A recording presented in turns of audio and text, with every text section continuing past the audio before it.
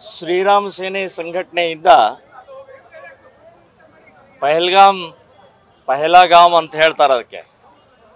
So ಅಲ್ಲಿ ಮೊನ್ನೆ ನಡೆದಂಥ ದುರ್ಘಟನೆ, ಒಂದು ಸತ್ತಂಥ ಆ ವ್ಯಕ್ತಿಗಳಿಗೆ ಶ್ರದ್ಧಾಂಜಲಿಯನ್ನು ಮತ್ತು ಅದಕ್ಕೆ ಸರಿಯಾಗಿ ತಕ್ಕ ಹಾಗೆ ಉತ್ತರ ಕೊಡೋಗೋಸ್ಕರ ಯೋಧರಿಗೆ ಒಂದು ಧೈರ್ಯ, ಸ್ಥೈರ್ಯ, ಶಕ್ತಿ ತುಂಬೋಗೋಸ್ಕರ ಪರಶುರಾಮ್ ಜಯಂತಿಯನ್ನು ಮಾಡ್ತಾ ಇದ್ದೀವಿ.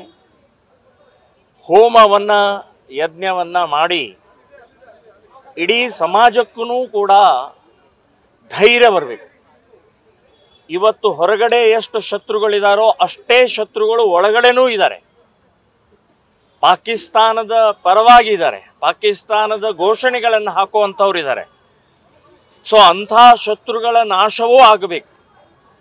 ಆ ಹಿನ್ನೆಲೆಯಲ್ಲಿ ಇವತ್ತು ಸಮಾಜಕ್ಕೆ, ಹಿಂದೂ ಧರ್ಮಕ್ಕೆ ಬಲ ತುಂಬೋಗೋಸ್ಕರ ನಾವು ಶ್ರೀರಾಮ್ ಸೇನೆ ಸಂಘಟನೆಯಿಂದ ಪರಶುರಾಮ್ ಜಯಂತಿಯನ್ನು ಆಚರಣೆಯನ್ನು ಮಾಡ್ತಾ ಇದ್ದೀವಿ.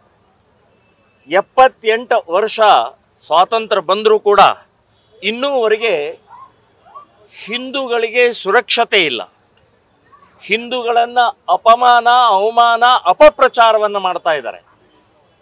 ಸೊ ಅಂಥ ದುಷ್ಟ ಶಕ್ತಿಗಳಿಗೆ ಪರಶುರಾಮನ ಜಯಂತಿಯ ಮೂಲಕನೇ ಉತ್ತರ ಕೊಡಬೇಕು ಅಂತನ್ನುವಂಥದ್ದು ನಿರ್ಧಾರವನ್ನು ಮಾಡಿದ್ದೀವಿ. ಇವತ್ತಿನ ಈ ಪರಶುರಾಮ ಜಯಂತಿಯನ್ನು ಪರಂ ಪೂಜ್ಯ ಪೇಜಾವರ ಸ್ವಾಮೀಜಿಯವರ ನೇತೃತ್ವದಲ್ಲಿ ಮಾಡ್ತಾ ಇದ್ದೀವಿ. ಇಲ್ಲಿ ಒಂದು ಧರ್ಮ ಸಭೆ ಆಗತ್ತೆ. ಸೊ ಬಂದಂಥವ್ರು ಎಲ್ಲರಿಗೂ ಕೂಡ ಪರಶುರಾಮನ ಆ ಧೈರ್ಯ, ಸ್ಥೈರ್ಯ, ಶೌರ್ಯ ಬರಲಿ ಅಂತನ್ನುವಂಥದ್ದು ಪ್ರಾರ್ಥನೆಯನ್ನು ಕೂಡ ನಾವು ಮಾಡ್ತಾ ಇದ್ದೀವಿ. ಶೋಭಾಯಾತ್ರೆ ಎಷ್ಟೊತ್ತಿಗೆ ಆರಂಭ ಆಗುತ್ತೆ? ಆ ಶೋಭಾಯಾತ್ರೆ ಎಲ್ಲೆಲ್ಲ ಯಾವ ಮಾರ್ಗದಲ್ಲಿ ಬರುತ್ತೆ?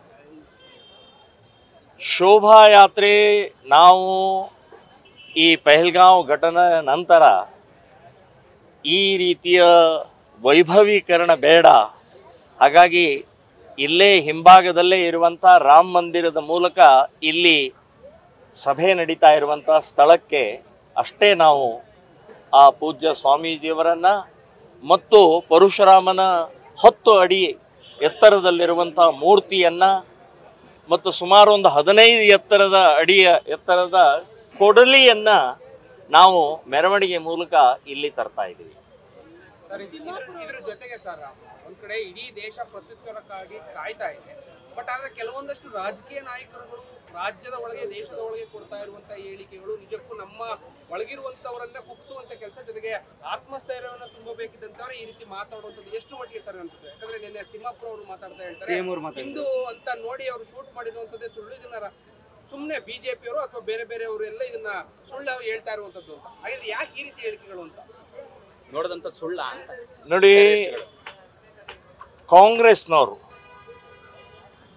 ಇದು ಮೊದಲೇ ಬಾರಿ ಅಲ್ಲ. ಸ್ವಾತಂತ್ರ್ಯ ಬಂದಾಗಿಂದ ಇಲ್ಲಿವರೆಗೆ ಮುಸ್ಲಿಮ ತುಷ್ಟೀಕರಣ, ಮುಸ್ಲಿಮರ ಮತಗೋಸ್ಕರ ಹಪಾಪಿತನ ಮತ್ತು ಮುಸ್ಲಿಮರಿಗೆ ಕಾಂಗ್ರೆಸ್ ಪಕ್ಷ ಇದೆ ಅಂತನ್ನೋ ಹಾಗೆ ಬಿಂಬಿಸ್ತಾ ಇರುವಂತಹದ್ದು 47ರಿಂದ ಇಲ್ಲಿವರೆಗೆ ನಡೀತಾನೆ ಬಂದಿದೆ.